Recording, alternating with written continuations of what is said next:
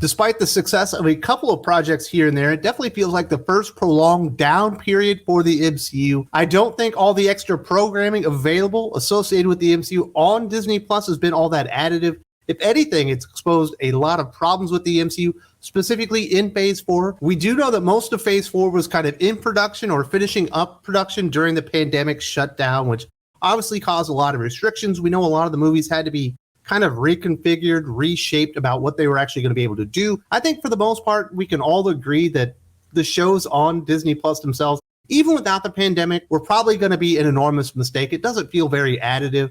I don't think anything in these shows should really be like must see when it comes to the movies. Like, you need to watch WandaVision really to even understand Doctor Strange and the Multiverse of Madness.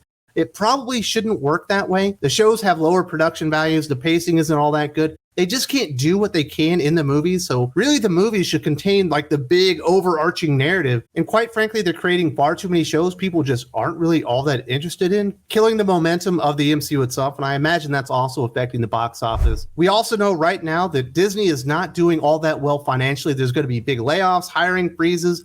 A lot of productions are likely to be shut down. I have an update on that when it comes to animation. But one of the bigger shows that's actually rolling out of Hawkeye, it sounds like that show is in trouble as well. Maybe not so much because of everything going on with Disney, but it sounds like it's a troubled production. It looks like Echo might be in trouble behind the scenes thanks to a concerning update. The upcoming Disney Plus series is a spinoff dedicated to Maya Lopez, who was brought to life by Alaqua Cox. The deaf Native American actress is set not only to lead her own show, but also go on to play a large role in the wider MCU.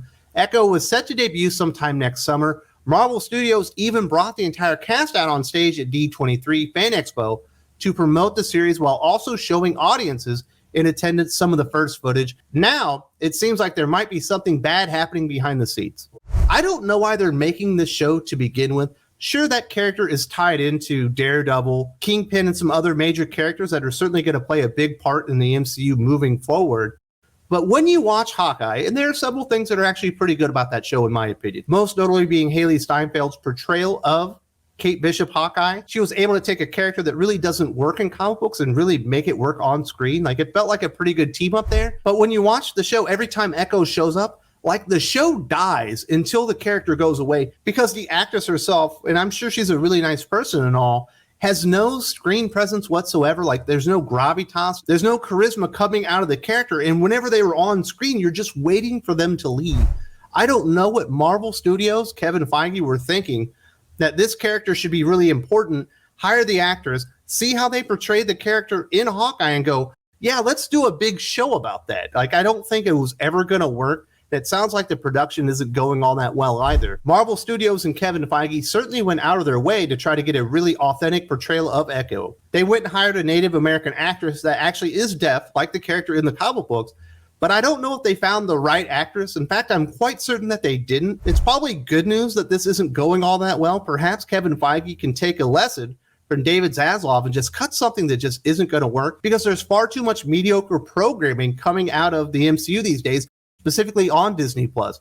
Now, what was the troubling news? Why are people concerned? Lizzie Hill from the Cosmic Circus took to Twitter to share an update for Marvel Studios' upcoming series Echo.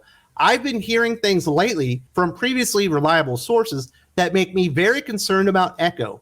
Previous Marvel productions have been reported to have problems, but have come out okay, so I generally don't get that concerned, but I am concerned, hoping I'm wrong to be. Obviously, this caused a lot of people to have questions about this, and Lizzie Hill did share a follow-up tweet clarifying that the issues behind the scenes have nothing to do with Alaqua Cox or her character, but are related to Echo's production. Some clarification, though. I still can't be too specific right now. Sorry, but my understanding is the issues I'm hearing about and others with Echo are the production itself, not the character, actress, or even the Daredevil Kingpin stuff. We've certainly heard about a lot of production issues in the past with this Disney Plus stuff that they're putting out for the MCU. Most notably was She-Hulk, which I think was filmed a full 3 years before it actually ever made its debut on Disney Plus. And I have heard the rumor within the last few months that there actually were problems with the character of Echo in the series, as in there wasn't enough to do with the character, so they were needing to import Daredevil and Kingpin, who I believe were always supposed to be a part of the show, but they had to beef it up significantly so that Charlie Cox being Daredevil and Vincent D'Onofrio playing Kingpin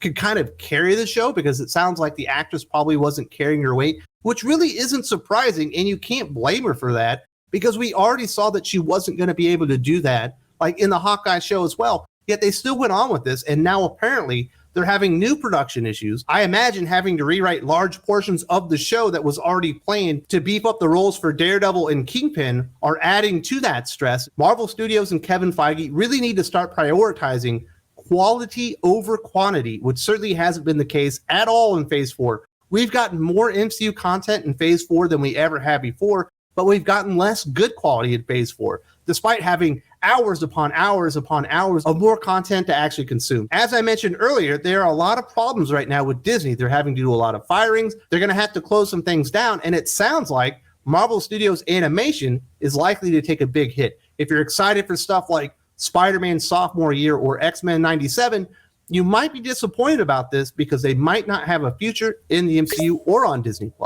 The future for Marvel Studios animation is currently in an uncomfortable state of limbo, leaving a few MCU projects coming to Disney Plus in serious jeopardy of being axed. Insider Casey Walsh shared on Twitter that Marvel Studios animation is dealing with a number of internal layoffs, and that Marvel Studios won't greenlight new seasons of animated shows without seeing positive results from those already in the works. This is largely due to the fact that animated shows take such a long time to develop, but that means MCU's new venture into animated storytelling could be over before it truly gets off the ground, putting What If Season 3, Marvel Zombies, Spider-Man Sophomore Year, X-Men 97, and other animated projects in serious jeopardy.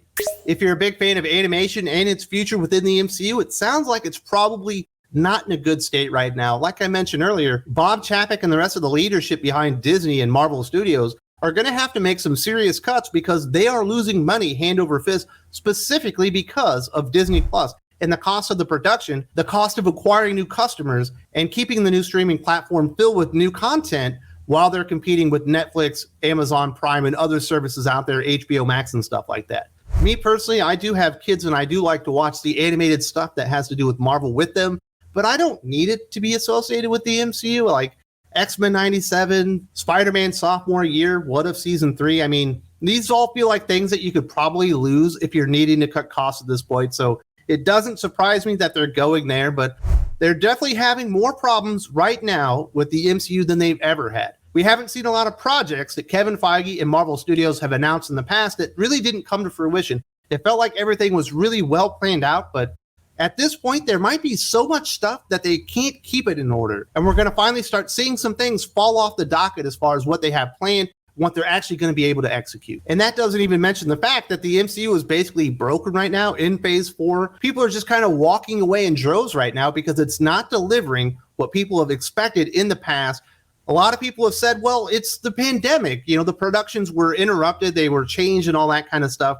But there's a bigger problem inside Marvel Studios. There's a bigger problem with Kevin Feige. A Marvel insider recently spoke out talking about how the MCU got so broken and why it likely won't be fixed in the very near future. If you haven't seen this video, definitely check it out. I made it directly for you. If you don't see it here, there's also a link in the video description.